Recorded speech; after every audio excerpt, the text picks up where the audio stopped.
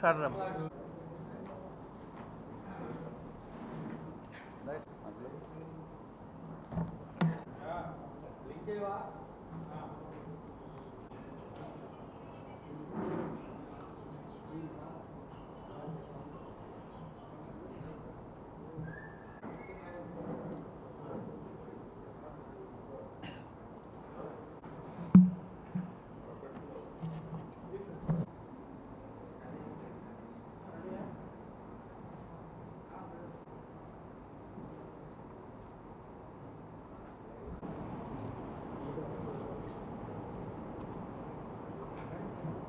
Right. అందరికీ నమస్కారం. గత కొద్ది రోజులుగా మనం జగన్మోహన్ రెడ్డి అధికారం కోల్పోయిన దగ్గర నుండి రాష్ట్రంలో జరుగుతున్న అరాచకాన్ని, దౌర్జన్యాన్ని మనం చూస్తూ ఉన్నాం. ఎందుకంటే ఆయన ప్రజా సమస్యల పరిష్కారం కోసం కాదు, ప్రజల మీద దండయాత్ర చేస్తూ ఉన్నాడు. ఆయన పరామర్శల పేరుతో ఎక్కడికి వెళితే అక్కడ విధ్వంసాన్ని సృష్టించటం, దాడులు చేయటం, తమ కార్యకర్తల్ని రెచ్చగొట్టడం, శాంతి భద్రతల సమస్యలను సృష్టించటం, ప్రభుత్వం పోలీస్ యంత్రాంగం చర్యలు తీసుకుంటే దాని మీద మొసలు కన్నీరు గార్చటం, ఇది ఒక ఆనవాయితీ అయిపోయింది. ఆయన ప్రతిపక్ష అధికారాన్ని కోల్పోయిన దగ్గర నుండి ఎక్కడికి వెళ్ళినా కూడా అదే విధంగా రక్తి కట్టిస్తూ ఉన్నారు. ఎందుకంటే ఒకవైపు ప్రభుత్వం పొగాకు కొంటా ఉంది, ఎప్పుడూ లేని విధంగా పొగాకు ఉత్పత్తి వస్తే ప్రభుత్వం నిర్ణయం తీసుకొని ప్రభుత్వం కొనుగోలు సెంటర్లు పెట్టి కొనుగోలు చేస్తూ ఉంటే పరామర్శ పేరుతో పొదిలెళ్ళి విధ్వంసం సృష్టించాడు. అదేవిధంగా మామిడికి ధర పడిపోతే ప్రభుత్వం మామిడికి కేజీకి 4 రూపాయల చొప్పున సబ్సిడీ రూపేణా రైతులకు అందించే విధంగా కొనుగోలు చేపడితే అక్కడికెళ్ళి ఎంత దారుణం అంటే రైతు పండించిన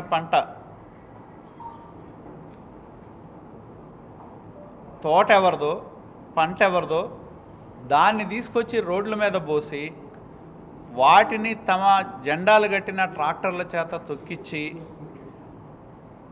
ఏ విధంగా వాళ్ళు ఆనందాన్ని పొందుతున్నారో మనం చూడటం జరిగింది.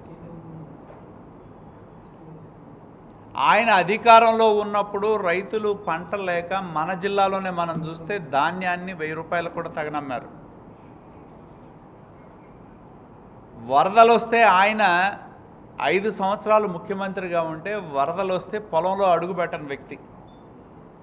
మన బాపట్ల ప్రాంతంలో మనం చూసాం, హైవే మీద ఆయనకు ఒకటి వేస్తారు, అవతల ఒక రెడ్ కార్పెట్ వేస్తారు, అవతల ఒక జాయింట్ కలెక్టర్ ఉంటాడు చేలో, ఆయన చూపెడతాడు, ఈయన హైవే మీద నుంచొని చూసి వెళ్తాడు.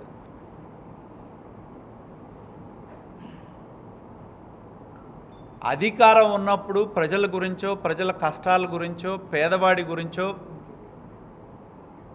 పట్టించుకొని జగన్మోహన్ రెడ్డి హఠాత్తుగా అధికారం కోల్పోయిన తర్వాత పరామర్శల పేరుతో ఏ విధమైన విధ్వంసాన్ని, అధికారం ఉన్నప్పుడు ఒక రకమైన విధ్వంసాన్ని చేశారు, అధికారం ఉన్నప్పుడు అధికారాన్ని అడ్డం పెట్టుకొని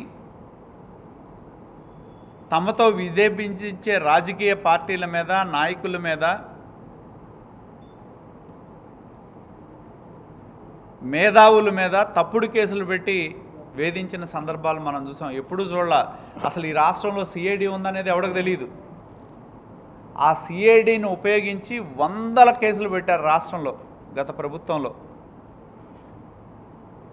భయాందోళనకు గురి చేయటం జరిగింది. మరి ఇవాళ ఎక్కడ తనకు సంబంధించిన పార్టీ కార్యకర్తలు పార్టీని వదిలిపెడతారనే భయంతో అధికారం కోల్పోయిన తర్వాత వాళ్ళని, ఆయన సహజంగా అధికారం ఉన్నప్పుడు కొంతమంది అధికారులని పార్ట్ ఆఫ్ క్రైమ్ చేయటం మనం చూసాం. ఇవాళ వాళ్ళ కార్యకర్తల్ని పార్ట్ ఆఫ్ క్రైమ్లో ఉండే విధంగా రెచ్చగొట్టి వాళ్ళ నాయకులు ప్రకటన చూడండి, జగన్మోహన్ రెడ్డి దగ్గర నుంచి పేర్ని నాని దగ్గర నుంచి ప్రతి ఒక్కరిని. సో వాళ్ళు తమ పార్టీ నుండి వదిలి వెళ్లకుండా ఉండే విధంగా ఈ విధమైన సమస్యలను సృష్టిస్తూ ఉన్నాడు.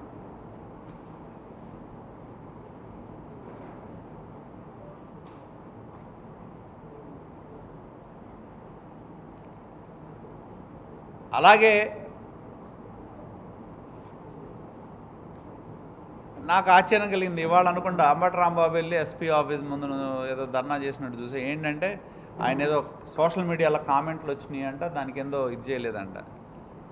ఇటువంటి కంప్లైంట్లు వందలు ఇచ్చాం మీరు అధికారంలో ఉన్నప్పుడు. కుటుంబంలో ఉన్న బంధువులు, భార్య, పిల్లలు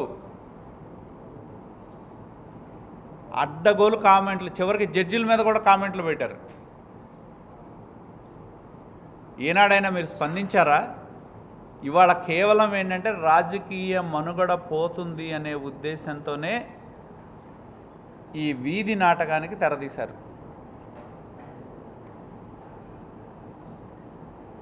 మనం మొన్న చిత్తూరులో కూడా చూడటం జరిగింది. ఎవడో రైతుని తీసుకురావటం, అసలు ఆ ఊరు కాదు, ఆ ఏరియా కాదు, వాళ్ళని పెట్టి మాట్లాడించటం, రైతు ముసుగేయటం, వైకాపా కార్యకర్తలకి ప్రభుత్వం మీద బురద జల్లి దుష్ప్రచారం చేసే ప్రయత్నం.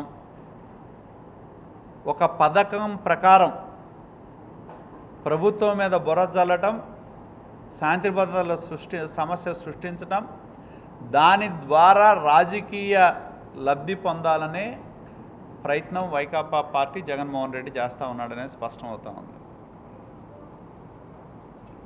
నాకు చాలా ఆశ్చర్యం కలుగుతూ ఉంది.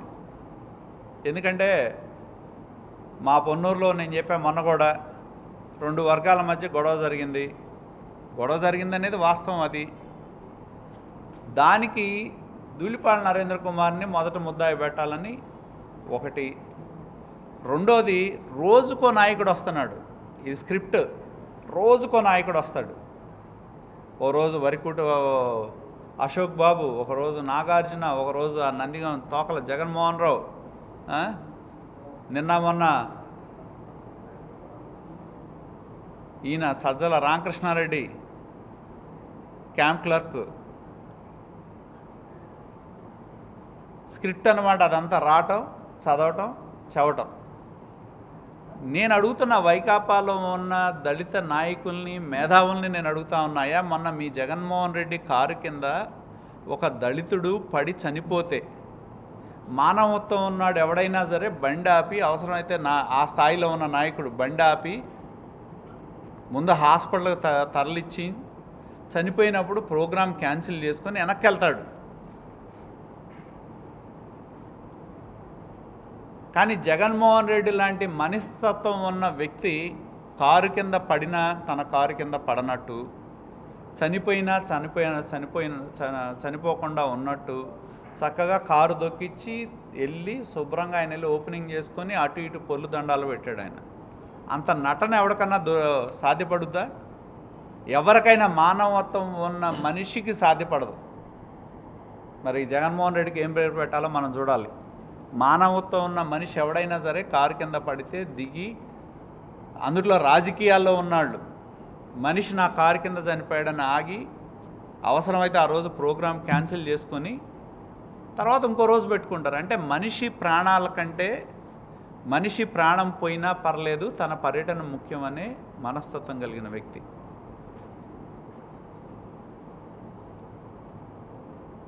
ఎక్కడో చోట మీకు కొద్దిగా అడ్వాంటేజ్ ఉంది, కోర్టులో స్టే తెచ్చుకోవచ్చు. That's a different kind of issue.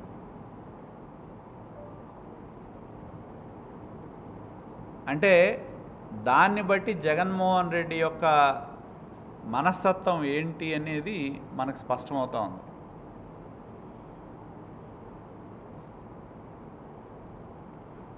అంటే అది మీరు పేరేం పెడతారనేది పదాలు కూడా కష్టం. కిరాతకం అంటారా, రాక్షసత్వం అంటారా, ఇక ఆ నెక్స్ట్ లెవెల్ ఏమన్నా ఉందో అదైతే మనం పదాలు కూడా దొరకవు.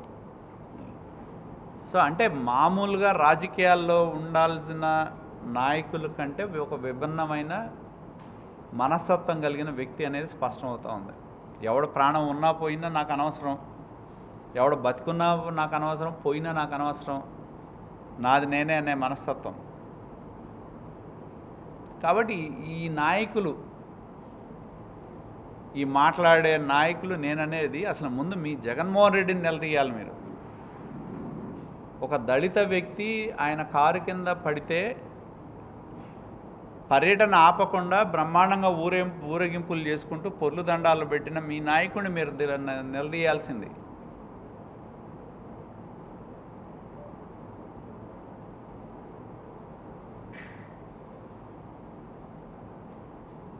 ఒక దళిత వ్యక్తి కారు కింద చనిపోతే, మీ నాయకుడు కారు కింద చనిపోతే నోరు తెరవని నాయకులు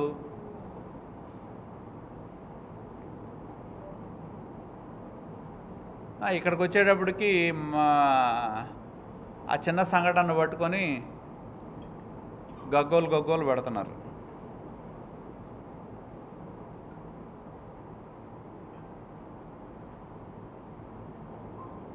మీరు అంబేద్కర్ రాజ్యాంగంతో నాకు పని లేదు అని చెప్పిన వ్యక్తి గత 5 సంవత్సరాల్లో ఎంతోమంది దళితులని ప్రాణాలు బలికొన్న వ్యక్తి, అధికారం ఉన్నప్పుడు నోరు తెరవలా, ఇవాళ నోరు తెరవట్లా మీరు దళిత నాయకులుగా పార్టీలో ఉండి.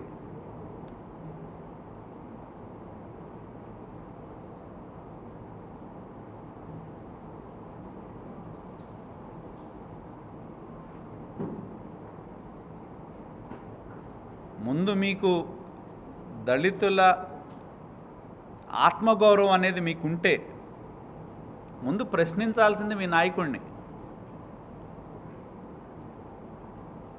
ముందు A1గా పెట్టాల్సింది మీ నాయకుడిని, డ్రైవర్ని కాదు. A3 కాదు, A1గా ఉండాలి జగన్మోహన్ రెడ్డి. ఎందుకంటే తన కారు కింద పడ్డాడని తెలిసినా కూడా పట్టించుకోకుండా మనిషిని పక్కన లాగేసి శుభ్రంగా యాత్ర చేసుకున్నాడు కదా, ఆయన్ని A1గా పెట్టాలి, నన్ను కాదు.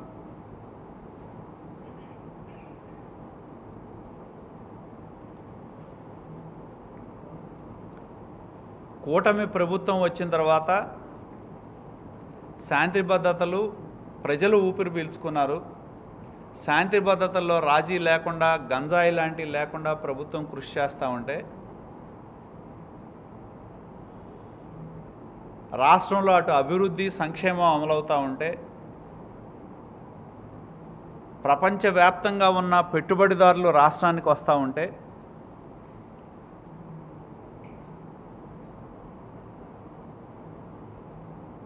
ఈ వాతావరణాన్ని దెబ్బతీయాలని కుట్రలో భాగమే జగన్మోహన్ రెడ్డి దగ్గర నుంచి, పేర్ని నాని దగ్గర నుంచి అందరూ వ్యాఖ్యలు. వీళ్ళే కథ, వీళ్ళే స్క్రీన్ ప్లే వాళ్ళే, యాక్టర్లు వాళ్ళే, అన్నీ వాళ్ళే. మళ్ళీ పోలీసులు యాక్షన్ తీసుకుంటే గగ్గోలు పడుతున్నారు.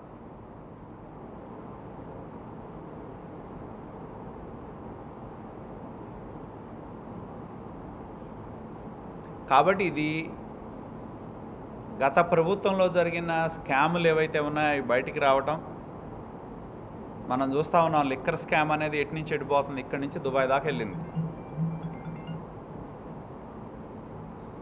అసలు ఎన్ని రంగులు వంకలు తిరగాలో అన్ని రంగురంగుల 70mm స్కోప్ సినిమాలో ఉంది. అది సినిమాలు తీసే దగ్గర నుంచి దుబాయ్లో పెట్టుబడుల దగ్గర నుంచి రకరకాలుగా వేల కోట్ల రూపాయల ప్రజాధనాన్ని దోపిడీ చేశారు పేదల రక్తం దాగి. ఇవన్నీ కూడా బయటకు వస్తున్నాయనే ఉద్దేశంతోనే ఈ విధమైన వాతావరణాన్ని సృష్టించి రాజకీయ మనుగడ కోసం వైకాపా పార్టీ ఈ రకమైన నాయకుల చేత వ్యాఖ్యలు చేయించటం కానీ, సమర్థించటం కానీ మనుగడ కోసం చేస్తూ ఉన్న పోరాటం మాత్రమే. ప్రజలు నమ్మే పరిస్థితిలో లేరు.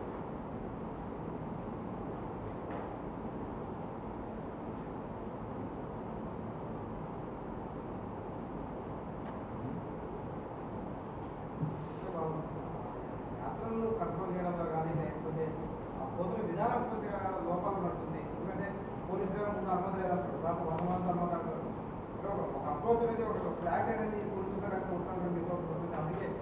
దానికి కూడా ఒక ఉన్నప్పుడు ఒకటి తర్వాత ఒకటి జరుగుతూ ఉంది.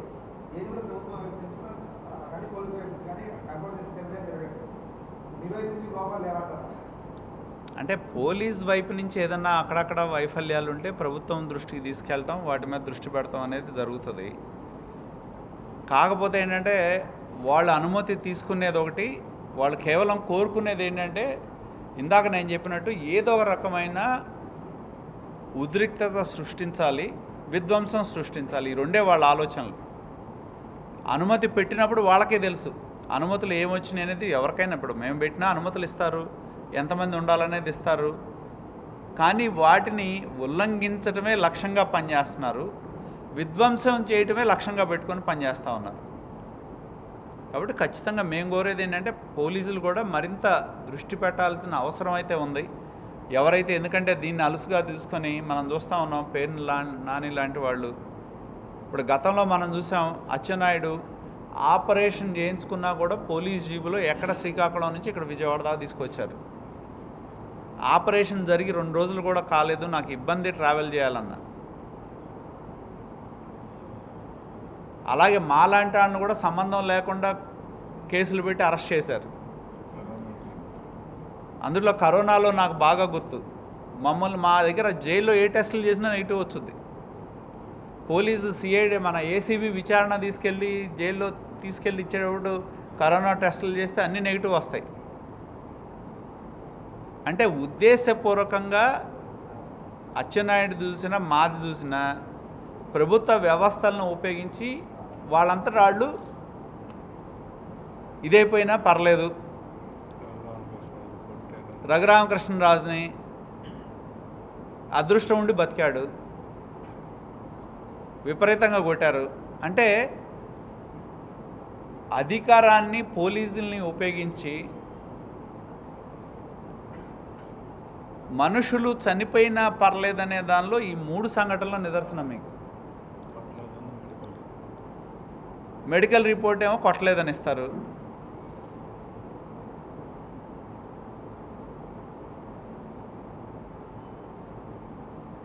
రాజకీయ ప్రత్యర్థుల్ని తొలగించుకునే ప్రక్రియలో ఏ విధంగా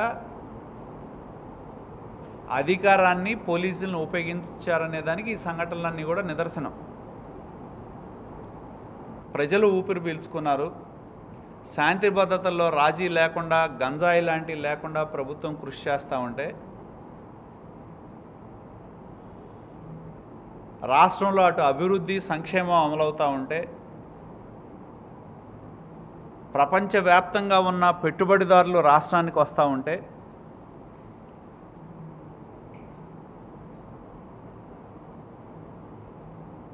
ఈ వాతావరణాన్ని దెబ్బతీయాలని కుట్రలో భాగమే జగన్మోహన్ రెడ్డి దగ్గర నుంచి, పేర్ని నాని దగ్గర నుంచి అందరూ వ్యాఖ్యలు.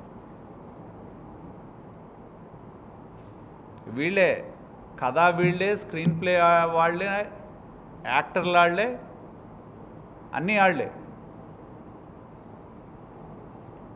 మళ్ళీ పోలీసులు యాక్షన్ తీసుకుంటే గగ్గోలు పడుతున్నారు.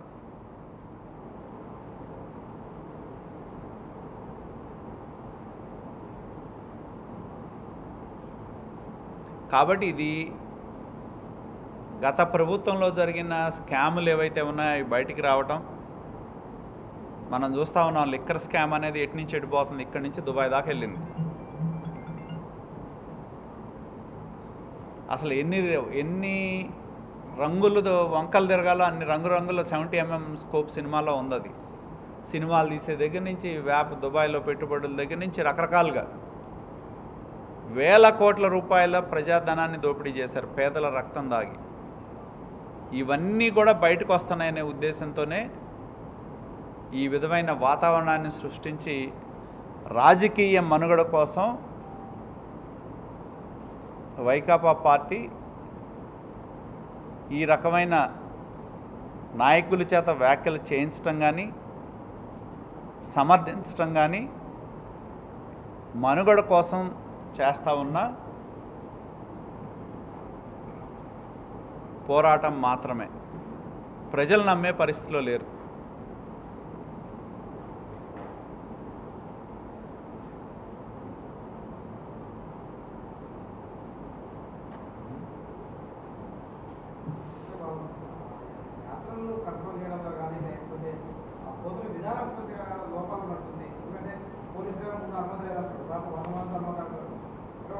అప్రోచ్ అనేది ఒక ఫ్లాగ్ అనేది పోలీసులు కానీ మొత్తం మిస్ అవుతుంది. అందుకే ప్రతి దానికి కూడా ఒక ముందు ఒకటి తర్వాత ఒకటి జరుగుతూ ఉంది.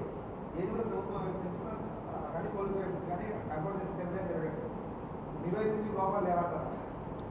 అంటే పోలీస్ వైపు నుంచి ఏదన్నా అక్కడక్కడ వైఫల్యాలు ఉంటే ప్రభుత్వం దృష్టికి తీసుకెళ్తాం, వాటి మీద దృష్టి పెడతాం అనేది జరుగుతుంది.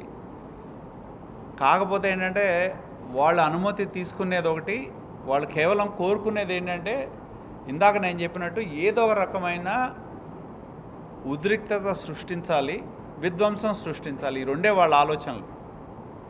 అనుమతి పెట్టినప్పుడు వాళ్ళకే తెలుసు అనుమతులు ఏమొచ్చినాయి అనేది. ఎవరికైనా ఇప్పుడు మేము పెట్టినా అనుమతులు ఇస్తారు, ఎంతమంది ఉండాలనేది ఇస్తారు.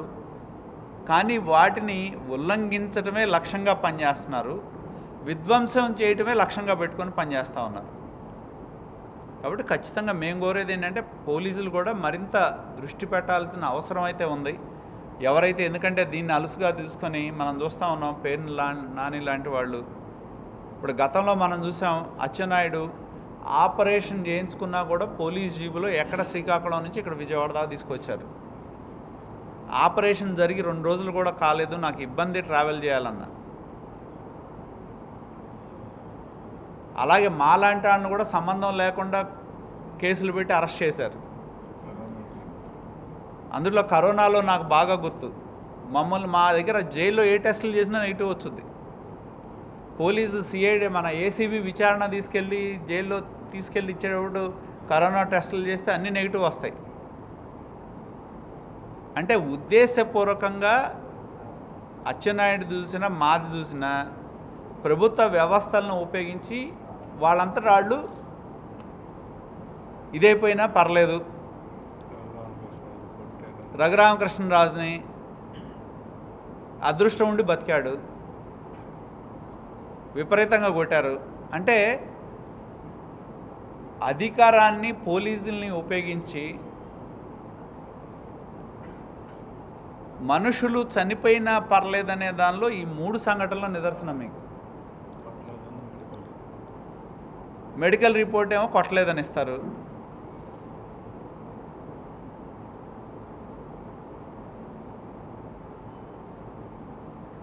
రాజకీయ ప్రత్యర్థుల్ని తొలగించుకునే ప్రక్రియలో ఏ విధంగా అధికారాన్ని పోలీసులను ఉపయోగించారనే దానికి ఈ సంఘటనలన్నీ కూడా నిదర్శనం.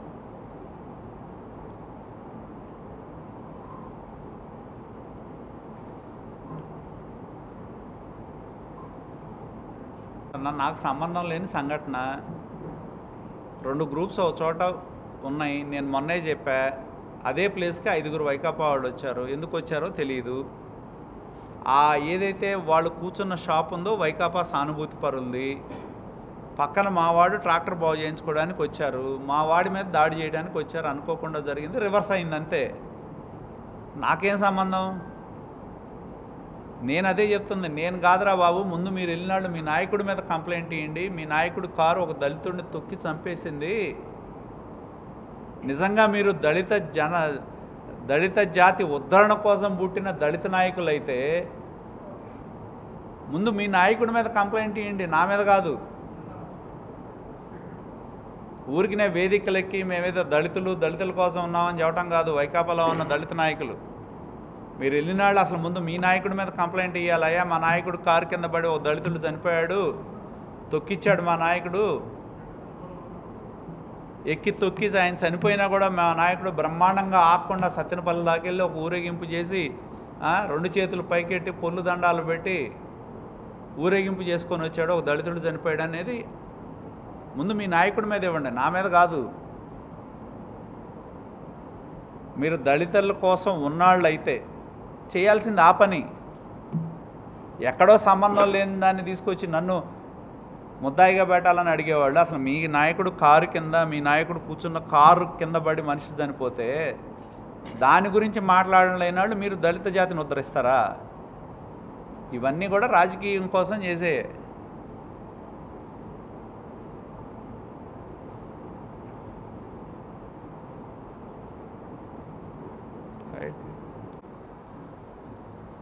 అందరికీ నమస్కారం. రాష్ట్రంలో గత కొద్ది రోజుల నుంచి జరుగుతున్న పరిణామాలని ఒకసారి విశ్లేషిస్తే జగన్మోహన్ రెడ్డి గారు వైసీపీ కార్యకర్తలు నాయకులు చేస్తున్న పనులన్నింటినీ ఒక్కొక్కటిగా విశ్లేషణ చేసుకుంటే మొట్టమొదట జగన్మోహన్ రెడ్డి గారితో ప్రారంభిద్దాం. పరామర్శల పేరుతో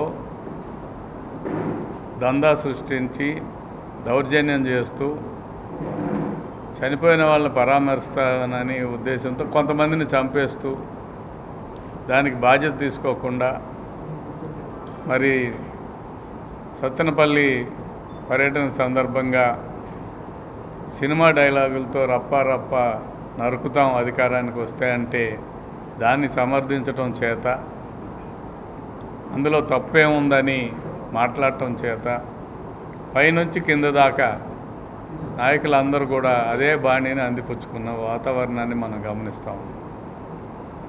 ఒక్క స్థాయి నుంచి మించి మరొకరు, ఒకరికి మించి మరొకరు మాట్లాడుకుంటూ పరామర్శలకి అర్థాన్నే మార్చేసి కేవలం జనాన్ని రకరకాల వ్యక్తుల్ని పోగు చేసి ప్రజల్లో భయాందోళనని నెలకొల్పటము, తమ పార్టీ ఉనికి కోల్పోతున్న సందర్భంలో ఆ ఉనికి ఉంది అనే ఆలోచనని ప్రజల్లో మళ్ళీ తిరిగి ఆలోచింపజేసేలాగా ఒక స్ట్రాటజీతో వెళ్తున్నారు. వైసీపీకి జగన్మోహన్ రెడ్డికి పెద్ద పాలేరుని నేను అని చెప్పుకున్న పేర్ని నానిగారి డైలాగ్స్ అన్నింటినీ ఒకసారి గమనించాను. రాష్ట్రంలో ఎక్కడ ఏం జరిగినా చీకట్లో ఎందుకు, పట్టపగలే ఈ రప్ప అనేది నరికే కార్యక్రమం మేము చేపడతామని నిస్సిగ్గుగా ప్రజల్లో ఒక భయాందోళన రేకెత్తేలాగా మాట్లాడటాన్ని మనం తీవ్రంగా ఖండిస్తున్నాం. రాష్ట్ర రాజకీయాల్ని నేరమయం చేయాలని, రాష్ట్రంలో రౌడీయిజాన్ని చలాయించాలని చూస్తుంటే ఊరుకోదు తెలుగుదేశం, జనసేన, బీజేపీ కూటమి ప్రభుత్వం అని చెప్పి తెలియజేస్తూ ఉన్నాం. ఎప్పుడో ఒకరోజు తనకు నచ్చిన రోజున తనకు నచ్చినట్టుగా కార్యకర్తలని రౌడీయిజాన్ని జిల్లాల నుంచి పోగు చేసుకుని వచ్చి తనంతా తన బలమని, కార్యకర్తలు ఎక్కడికి వెళ్తే అక్కడ వేలాది మంది వస్తున్నారని చూపించుకునే తాపత్రయంలో జగన్మోహన్ రెడ్డి గారు అనంతపురంలో హెలిప్యాడ్ దగ్గర జరిపిన సంఘటన కానీ, సత్తెనపల్లిలో పరామర్శ పేరు మీద 2 ప్రాణాలు తీసిన విషయం కానీ, అదేవిధంగా బంగారుపాలెం మార్కెట్ యార్డుకి వెళ్ళి రాష్ట్ర ప్రభుత్వం తోతాపురి రైతుల్ని ఆదుకుంటుంటే ఏం చేయాలో అర్థం కాని పరిస్థితిలో రైతులకి ఏదో అన్యాయం జరిగిపోతుంది అన్నట్టుగా వ్యవహరించిన తీరుని జుగుప్సాకరంగా ఉందని చెప్పి భావిస్తూ అందరూ గమనిస్తున్నారు. అయితే మీరు ఎంత రెచ్చగొట్టినా కూటమి ప్రభుత్వం సంయమనం పాటిస్తుంది, చట్ట ప్రకారం వ్యవహరిస్తుంది, తప్పు చేసిన వారిని వదిలే పరిస్థితి లేదు. ఓ పక్క మద్యం కుంభకోణం రోజుకు ఒక రకమైన మలుపు తిరుగుతూ కొన్ని డెన్నుల్లో డబ్బులు దాచుకున్నారని, పార్లమెంటు అసెంబ్లీ ఎన్నికల్లో అభ్యర్థులకి ఈ డబ్బులు ఖర్చు పెట్టారనే విషయాన్ని బయటపడుతున్న సందర్భాన్ని చూసుకున్నప్పుడు ఇంకా మరింత లోతుగా విశ్లేషణ జరిపితే సినిమాలు తీసి అంతర్జాతీయ స్థాయిలో వ్యాపారాలు చేసే పరిస్థితికి ఇది రోజుకు కొత్త పుంతలు తొక్కుతుంది. దీని నుంచి ప్రజల్ని డైవర్ట్ చేసే రాజకీయం వైసీపీ, జగన్మోహన్ రెడ్డి చేస్తున్నారనేది మేము స్పష్టంగా చెబుతున్నాం. ఎందుకంటే మొదటి నుంచి కూడా జగన్మోహన్ రెడ్డి తన యొక్క అటెన్షన్ని డైవర్ట్ చేసే రాజకీయం రాజశేఖర్ రెడ్డి గారి దగ్గర నుంచి పుణికిపుచ్చుకున్న సంగతి మన అందరికీ తెలుసు. వీటన్నిటినీ తెలుగుదేశం పార్టీ నాయకులు కానీ, కూటమి నాయకత్వం కానీ సంయమనం కోల్పోకుండా చట్ట ప్రకారం జరుగుతున్న ఎంక్వైరీలన్నింటినీ జరిపించుకుంటూ స్పష్టంగా లాజికల్ కంక్లూజన్కి ఇది తీసుకురావడానికి ప్రయత్నం చేస్తారని చెప్పి కూడా తెలియజేస్తున్నాం. పేరు నానిగారు స్వయంగా ప్రకటించుకున్నాడు, నేను పెద్ద పాలేరునని. పాలేరు నుంచి అంతకంటే మంచి మాటలు ఏమొస్తాయని నేను ప్రశ్నిస్తూ ఉన్నాను. అంతేకాదు మాజీ గన్నవరం ఎమ్మెల్యే వల్లభనేని వంశీ గురించి కూడా ఆయన మాట్లాడుతూ ఏం చేయించావు, ఇది పోయిస్తానన్నావంటే ఏం చేసావు అని ప్రశ్నిస్తున్నాడంటే ఒక ఆలోచన అర్థం అవుతుంది. ఏంటంటే చట్ట వ్యతిరేకంగా మీరు వ్యవహరించండి, దాన్ని మేము ఆయుధంగా వాడుకుంటాం రాజకీయంగానే వాతావరణం మమ్మల్ని రెచ్చగొట్టే వాతావరణం కనిపిస్తూ ఉంది. అసలు ఆయన సమాధానం చెప్పాల్సింది ఆయన గోడౌన్లో దారి మళ్ళిన బియ్యం గురించి మాట్లాడటం. ఎవరైతే ఆయన సతీమణి పేరు మీద గోడౌన్ ఉందో దాని మీద ఆ రోజున భయంతో వణికిపోయి చంద్రబాబు నాయుడు గారు మంచివాడని కీర్తించిన పేరుని నాని రాజకీయాల నుంచి విరమించుకుంటానన్న పేరుని నానిలోని ఒక పెద్ద పనివాడు బయటకు వచ్చాడు. స్వయంగా ప్రకటించుకున్నాడు, నేను పెద్ద పాలేరునని. ఆ పాలేరు బయటకు వచ్చి పాలేరు మాటలు మాట్లాడుతున్నాడు. సిగ్గుపడాలని కోరుకుంటూ భవిష్యత్తు అంధకారమయం అయిపోయింది వైసీపీ పార్టీది. నాయకులు నిలబడే పరిస్థితి లేదు. జగన్మోహన్ రెడ్డి ఎగ్జిస్టెన్సే ప్రాబ్లం వచ్చింది. మరి ఎవరు ఈ మధ్య కుంభకోణం కానీ భూ కుంభకోణాలు కానీ ఇతర కుంభకోణాలు ఏవైతే ఉన్నాయో అవన్నీ కూడా ఒక్కొక్క కుంభకోణం ఒక్కొక్కళ్ళ ద్వారా లింకులన్నీ ఒకచోటకే చేరుతున్నాయి. ఇవన్నీ బయటపడే రోజు త్వరలోనే ఉందని, ఖచ్చితంగా జైలు జీవితానికి సిద్ధంగా ఉండటాన్ని ప్రజల్లో ఒక సానుభూతి సృష్టించడానికి లేదా ఇతర పార్టీ నాయకుల్ని భయపెట్టడానికి సొంత పార్టీ నాయకుల్ని ఉసుగొలిపి ఆ యొక్క వాతావరణాన్ని సృష్టిస్తే తనకు ఒక సానుభూతి వస్తుందనే ఒక ఆలోచనతో మాట్లాడటమే తప్ప వేరేమీ కాదు. మీ బెదిరింపులకి భయపడేవారు ఎవరు లేరు. మీరు అధికారంలో ఉన్నప్పుడే భయపడలేదు. మీరు ప్రతిపక్షంలో ఉన్నప్పుడు మీరు చేసే బెదిరింపులకి మీరు చేసే రౌడీజానికి ఎవడు తలొగ్గడని చెప్పి హెచ్చరిస్తాను.